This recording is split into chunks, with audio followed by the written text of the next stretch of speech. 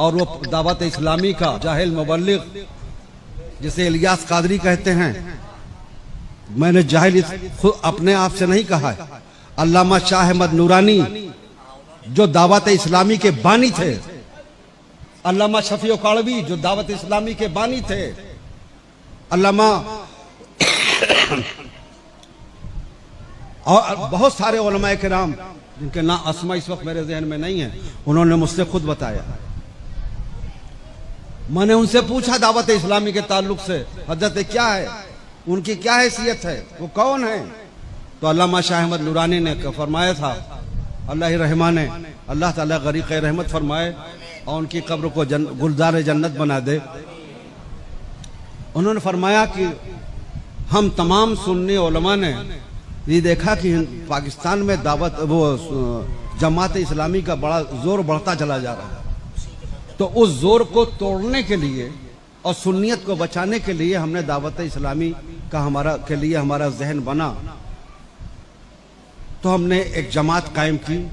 और ये इलियास जो जाहिल आदमी थे, इनके नाम से सारे उलमा को एक किताब मुरतब करने का हुक्म दिया गया और सबको उन्वानात दिए गए, सबने उन्वानात मुरतब करके और वो उसका क्या नाम है, फैज़ान सुन्नत नाम से वो एक किताब मुरतब की गई और उनके नाम से उसे छापा गया।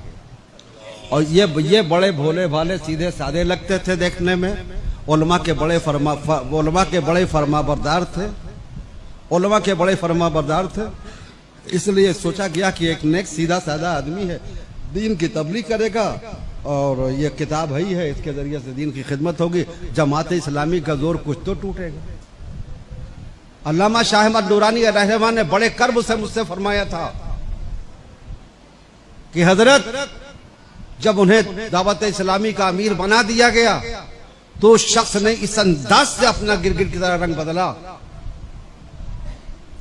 कि अपने तमाम मुत्तबईन को जो दावत इस्लामी से मुताल्लिक हुए थे, उसके मेंबर बने थे, सबको तमाम पाकिस्तान के सारे उलमा से मुतनफिर करना शुरू किया और ऐसा खूबसूरत अंदाज अपनाया और ये ज़हन दिया कि पाकिस्तान में अगर किसी की दस्तबोसी की जा सकती है, कोई इस लायक है कि जिसकी दस्तबोसी की जाए, कोई इस लायक है कि जिसके आगे जिसके हाथों पर बैत की जाए, तो वो सिर्फ और सिर्फ इलियास कादरी हैं, बाकी कोई इस लायक नहीं। और ये माहौल इस तरह बिगड़ा इस तरह से कि उनका दावत इस्लामी का एक ग्रुप बन गया, तमाम उलमा उनसे कट गए, बेजार हो गए और सारे उलमा उन पर लानत मलामत कर रहे हैं। पाकिस्तान के उलमा की बात बता रहा हूँ जिन्होंने मुझसे खुद बात की। जामे नईबिया का पूरा स्टाफ आया, मुहद्दिस आए, उलमा आए, मुफ्ती आए मेरे पास और मुझे पूरी डिटेल से बताया, इनकी पूरी रुदाद अल्लामा शाह अहमद नूरानी मुझे बता ही चुके थे।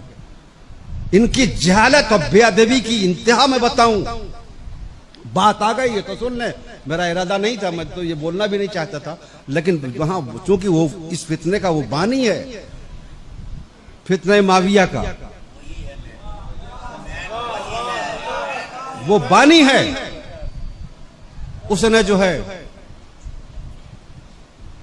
इसलिए बता रहा हूं ताकि आप उसे पहचान लें, जान लें। अल्लामा अजहरी साहब अलैहिर्रहमान ने बिला वजह कुफ्र का फतवा नहीं दिया था उस पर।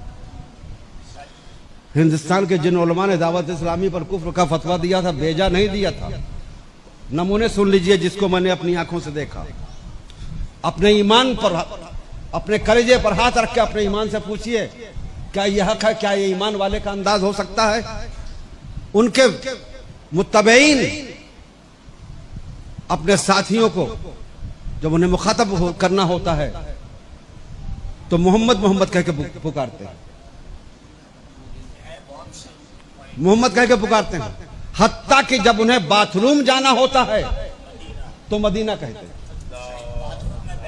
अपनी आंखों से देखा है मैंने, अपने कानों से सुना है। जाना है बाथरूम, मदीना मदीना के अल्फाज इस्तेमाल करते हैं। गैरत ईमानी कहां चली गई है? क्या यह ईमान है?